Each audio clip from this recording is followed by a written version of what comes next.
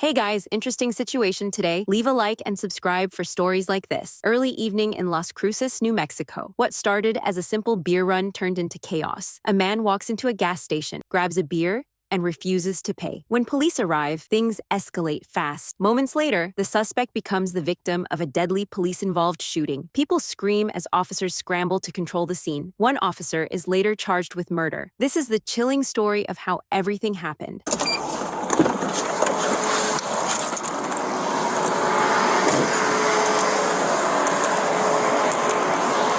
What's going on, man? I was messing with my door. What's up? I was messing with my door window. Okay, what's the deal with the people inside? Nothing. So I walked into the store. Okay. With a beer in my hand. With a beer in your hand? Yeah. Okay. I walked out with a beer in my hand. Look at the camera. He comes outside and he's like, Okay. look at your camera. He said, I'm going to check the camera. I said, check the camera. So you went inside with the beer? Yeah. Okay, can I get your ID real quick so I can go talk to them and check the video out? I don't have my ID on me. You know what I'm saying? That's why the whole thing is that I wanted to buy a pack of cigarettes. And I didn't have my ID on me. My stuff had gotten stolen on the ground, right? Okay. So I was trying to show him, like, look, I have beer. Yeah. I have a digital, you know what I'm saying? I have the beer means I'm 21. You know what I mean? Yeah. So instead of that, he started acting like a Yeah. for no reason. You know what I'm saying? He's like, call the cops. I'm like, call them. They're going to come and look at their job is to Yeah, I haven't gotten there yet, so I mean, you know what I'm saying? So, bear with me. You're going to see. You're going to go in there and look. Where's the beer at right now? I put it in the... Honestly, I don't even know. I was pissed off. I was walking What's your name, man? Pete? Yeah. What's your last name, Pete? Eze. Huh? Eze-E-R? After giving police a false name, officers later identified the passenger as Presley Eze, age 36. You said that's your ID? Out of Texas or what? I can't hear you, man. Okay.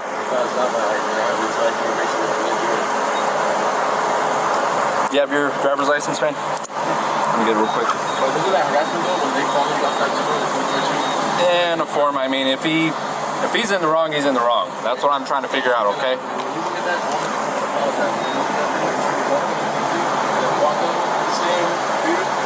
What was the beer anyways? Budweiser, the 16 ouncer or a 40 ounce or what? Alright, hang tight.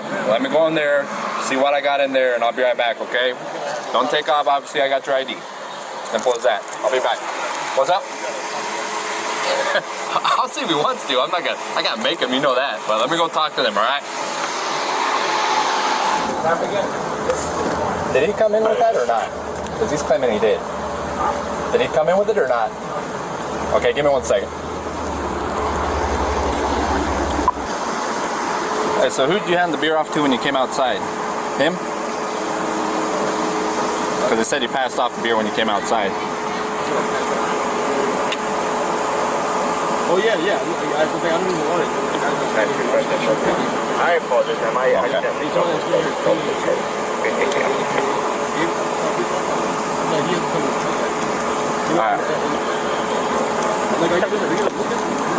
Yeah, as soon as I get somebody over here, I'm gonna go in there and check him out, alright? So hang tight, okay? Officer Brad Lunsford went to run Eze's information, but nothing came back in the system. As the situation continued, officers asked Eze to step out of the vehicle. Things quickly escalated. Go buy cigarettes. I know you got issues with... What's up? Is it possible I can go buy cigarettes? Just hang tight. Let me talk to them and get things figured out, okay? Where do you have an ID out of, Pete? Out of where? I can't hear you. Connecticut?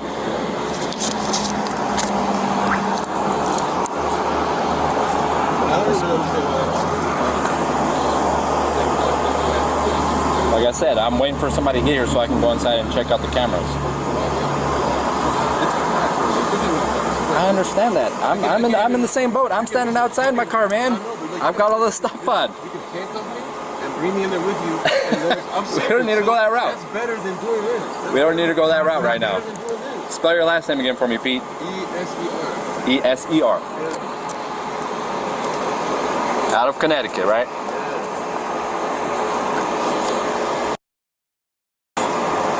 What year? Alright.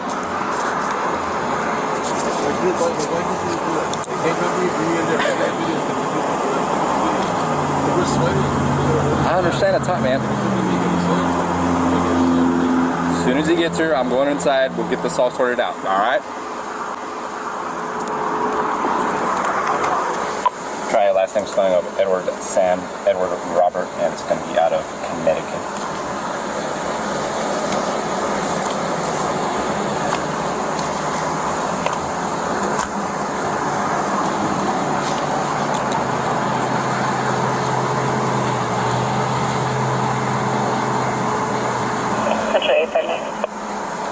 What?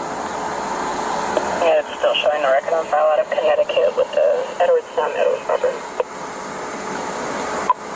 And Officer Brad Lunsford, 35 years old, went to run Eze's information, but nothing came back in the system. As the situation continued, officers asked Eze to step out of the vehicle. Stop the front passenger. He's not coming back to the file.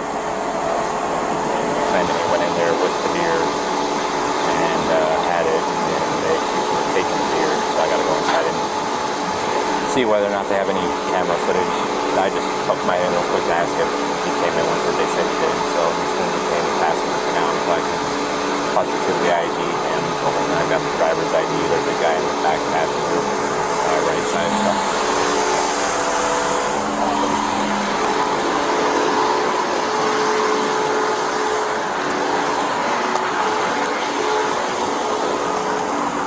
Alright, Pete, do me a favor, go and step out.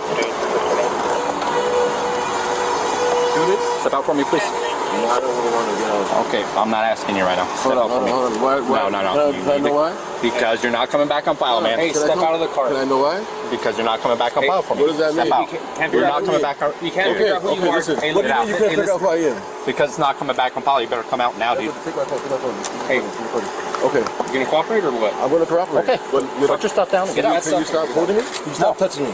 I don't want you reaching for anything, man. I'm not reaching. As the situation continued, officers asked Eze to step out of the vehicle. Things quickly escalated. One officer spotted a small knife resting on the man's lap. A struggle broke out. I'm not reaching for anything. Okay, step out. Okay. I'm not reaching for anything. I'm not reaching for anything. Turn around. I'm not reaching for anything. Dude, stop. Turn around. Okay. Turn around. Hey, 5, 9, 6, 10, 3. Stay in the fucking car. Look at what?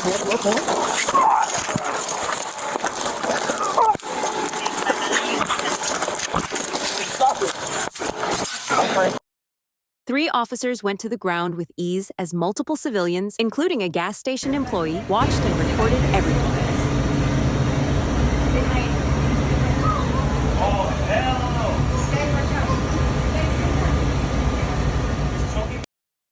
Police later stated that Presley Eze reached for an officer's taser just before Officer Lunsford fired the fatal shot, hitting Eze in the back of the head. Officer Lunsford reportedly fired one round, killing Eze instantly. Hands up!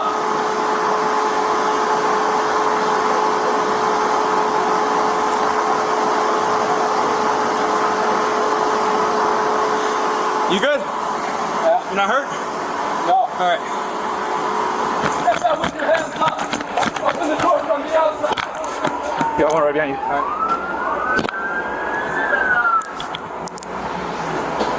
We're going to be facing northbound on the gas station, northbound. Central Stage Fire 55, University, and El Paso. Watch your feet, over here. Open here. Keep going. Stop. Turn around. I'm not sure, where's the third guy at? Back right passenger. Back right. Stop the fuck. What did I do? Stop. Are you gonna be stupid? I'm not. What are you talking about? Hey, what happened? I got. I didn't do nothing. And out.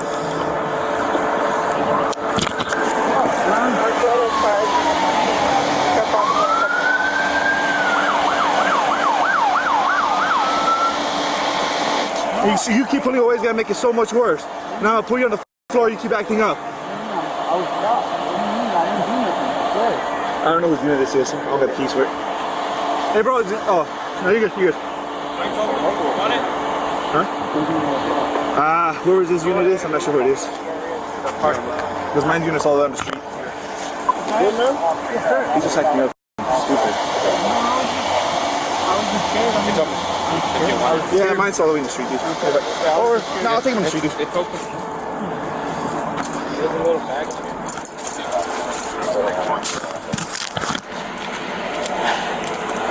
Those are mine, dude.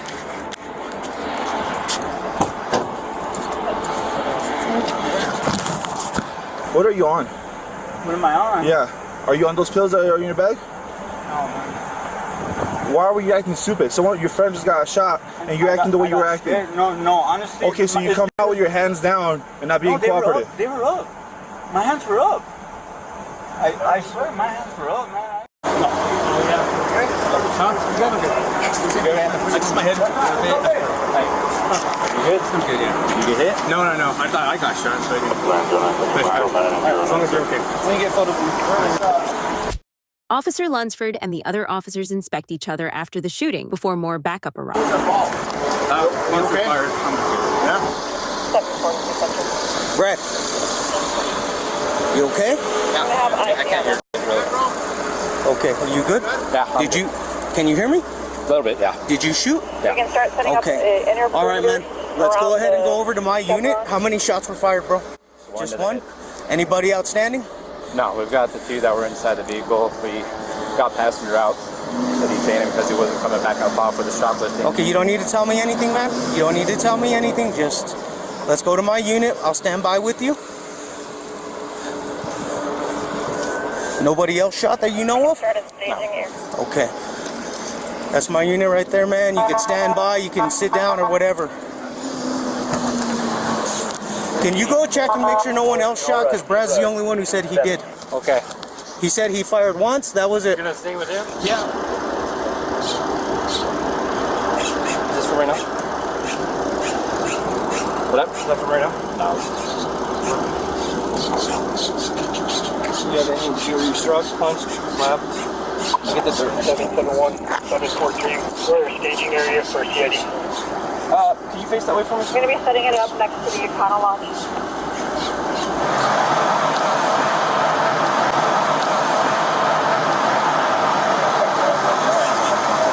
Yeah, we got it. It's over. Just so you know, I thought we already got that. No. Doing any problems. Cheers. It's your union advice.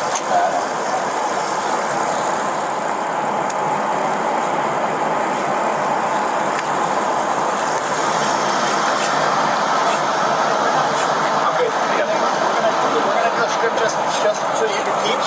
Okay. And then if CIG wants to have it, add it to the whole thing. Just to show your going on.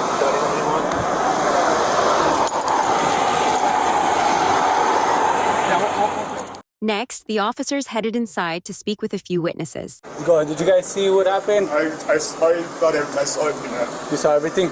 Did you see anything? I didn't hear. I just saw the guy on the floor, like on top of the cop. After that, I heard a gunshot. Couldn't find. So, were you a little bit more composed and you were able to tell me what you saw? Yes, I was. I was watching the officer. I don't know who the officer, who was the one in that unit, the first one behind the subject's car. Okay. And I was watching him, and I told him, I looked at my coworker, and I said, he's backing up. Something's going on. Something spooked him, and that's why we have the people in the back. And so another unit showed up right behind that unit, and they were approaching the subject. The subject started fighting with the two officers. The male subject, the black subject, took him down, just wrestling. And I don't know if he was trying to go for the other officer's gun or he had him in a chokehold. The initial officer? Yes. So the subject was on top of the officer? Yes. And the other officer, I don't know if he was trying to go for the other officer's gun that he had in a chokehold or what, but the other officer pulled out his gun and he just shot him. And I was like, and that's what I saw. The officer and behind him?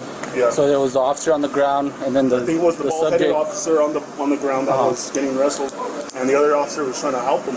If you can kind of just give us as much as you saw, detail as much as you saw what's So going I on. was actually the one who called because he came in, tried to buy a pack of cigarettes. I told him I needed to see an ID. He didn't have one. He walked out. I thought that was the end of it. I saw him walk up to the car. He called another guy. The other guy came in. Same thing. I was like, sorry, I can't do it. It's a second-hand purchase. Right. Same. no issues. He walked out. A while after, another guy comes in. I saw him go around the Ramada, and then when eventually he came out this way, same thing, told him CAD, second-hand purchase. And then after a while, I just see both of them walk by. So I was like, okay, that's better for me. I don't get in trouble, no sale. And then I completely gave out on that. See, the first suspect coming back again. He goes back to the beer, but I know he doesn't have an ID. So I see him walk out. He casually walks out with a Budweiser. I go and I ask him, hey, you need to come back and pay for this. And then he tells me, well, suck on this and pay for it. I'm like, okay, you know what, whatever. I walked out, came in here, my boss was still here. She's like, no, just call the cops. Yeah, the cops showed up. And then I just went on about it, dealing with the customers. And all of a sudden, she comes in, she starts having issues to like pay. Yeah. And then all of a sudden I hear a gunshot. That's when my phone was like, oh, he got shot in the head. I went into panic mode for them. I made sure I got them to the back. After that, I just completely freaked out. And you asked him to come back in, but what did he tell you? To suck it and pay for it. The subject on the passenger side to take him out, and he was fighting with them. And we found out they were wrestling him down. They wrestled him down, or something happened with one of the cops. I know he's bald, and it looked like he had him in a chokehold, had the officer in a chokehold. And the officer pulled out his service weapon and shot him. Because I think he was trying to pull that officer's gun, or the officer was already losing conscious. Like he was already going down. And the officer had no choice. He used deadly force and shot.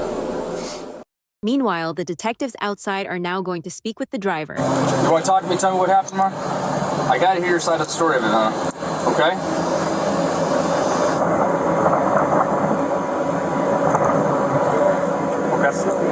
Okay, so we're going to start slow and just kind of back up how we got here, okay? So you said to me earlier that, remember I tried to ask you this guy what his name was, and you said his name was Slim, right? Slim? They call him Slim? Okay. And where did you meet him at? He wouldn't give me, I guess, I didn't know his name. They were asking him, or something. Who's asking what? They were asking for names. I gave them my name, and then they asked him for this. Who's they? The police. The police officers? Why do you think the cops are talking to him? Because I guess he had an altercation. I didn't even realize that he had an altercation with the clerk about something about beer. Something about beer with the clerk inside? Yeah, so I didn't even know that was like the case. He was like, hey, can we go? And I was like, dude, I'm trying to put this door panel on. He's like, well, the cops are here. I'm like, well, what's that have to do with us? Like, I don't care. Like, you know what I mean? So I then find out that like the cop walked up. He's like, so which one of y'all have an altercation with the guys inside? I'm like, I don't know. I was like, he's like, and then he starts telling him like, well, I had a beer and when I got here, something like that, he went over beer or something, and him and like the clerk were like having words back and forth or something. I don't know. At this time, I'm messing with the door panel. Did Slim pay for the beer? He had it from earlier, yeah. So no, but the altercation showed up with it. It wasn't. He didn't buy it here. Oh, really? He already had it. It's like it's a 3-pack of like 16 grams. Later that night, a man approached the scene and had some shocking news for the officers. He's potentially another witness. You had a question, and so you decided to cross the tape and ask your question? Okay. I was in the gas station, I think, when the guy... Did anybody speak to you? No. Was it a black male that got shot? So you said you were there, right? I seen there was a guy stealing beer when I was there. Okay. And he come out, and then I sat and watched him in my truck for like 10 minutes. And he was acting goofy, and then he went around the building. Okay. I was just wondering if... Give us 1 second. We'll see if anybody needs to speak to you. So I watched for like 10 minutes, and I watched the guy that attended question him if it's the same guy. Later, we see Officer Lunsford's interrogation footage. Going back to when we tried to get him out to detain him, he pulls back and he's on his phone and he's acting like he's recording. I don't know whether or not he is recording, so I don't know why that changed from the time he was offering himself to be detained to when we went to detain him. He no longer wanted to be detained unless he was hiding something, that he had a warrant out for his arrest. That's why he wasn't coming back on file. That's why he wasn't wanting to be detained. So I tell him, I'm not asking you to get out. You need to get out. He's still kind of pulling back, holding his arms against his body. So I grab his right arm and tell him to step out. He's asking why, and I'm telling him why.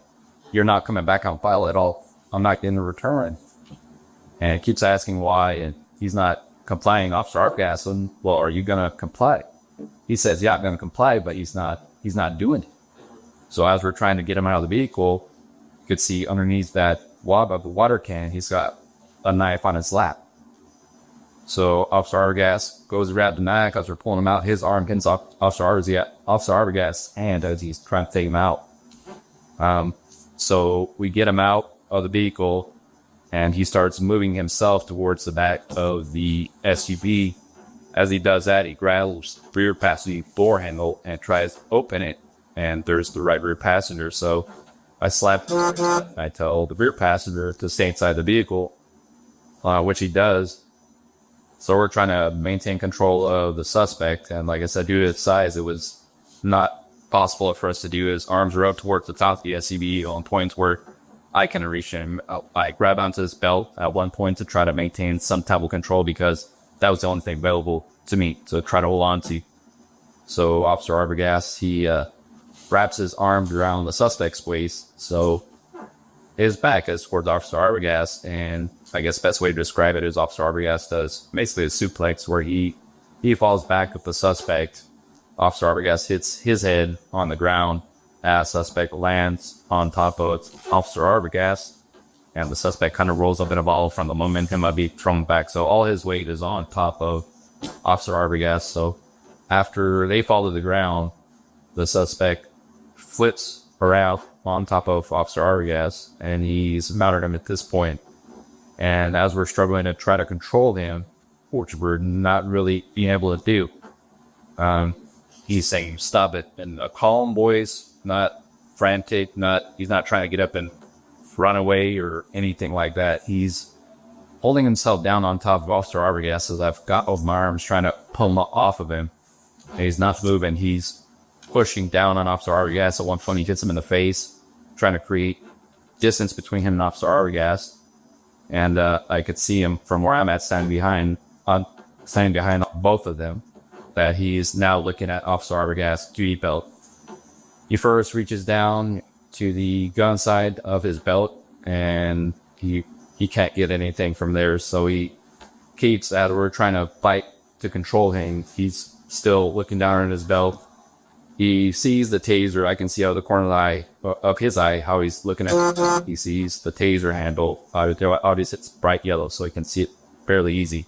And it's on the opposite side of his gun. So the taser handle is out towards the suspect. So he tries to take it once, and he's not able to. And then the second time he tries to take it, he ends up taking the taser. I say taser once as it pulls the taser from Officer Arbogast's holster. And he's holding it up, and he's trying to work the safety. I can actually see his fingers trying to work the safety of the taser. So I say taser once as he has it. And at that point, it wasn't a struggle to try to detain him. It was a struggle for Officer Arbogast's life and my life at that point. That was my concern, was he was going to use that taser to severely injure Officer Arbogast or to incapacitate him to try to gain access to his gun, because that's what he initially went for. So I knew that the situation wasn't going to be a good ending if it went any further. So I had to end up taking my duty weapon out. I put it to the back of his head. The suspects, I was still cognizant of where Officer Arbogast was, because I was concerned for his safety. So I ended up placing it directly to the back of his head, downward and to the right, to avoid shooting Officer Arbogast in the process. I fired one round into the back of his head. Suspect falls on top of Officer Arbogast. I yell out to Officer Arbogast, because he does it. He says, "What?" He's trying to figure out what's going on. I yell out, "Took your taser." And he gets out from underneath him. We back up because we still have the driver and the rear passenger inside of the vehicle. So we're kind of standing out in the open, and So I eventually tell Officer RBS, let's go to my unit so we have some type of cover. We still, I mean, A special New Mexico attorney unit reviewed the case and ruled that Lunsford's use of deadly force was not reasonable under the circumstances. Investigators said less lethal options could have been used to subdue Eze. Officer Brad Lunsford was charged with voluntary manslaughter. A jury later found him guilty. He has since filed an appeal, but the next court date has not been set. That was a wild situation. Stay safe out there and hit subscribe for more videos just like this.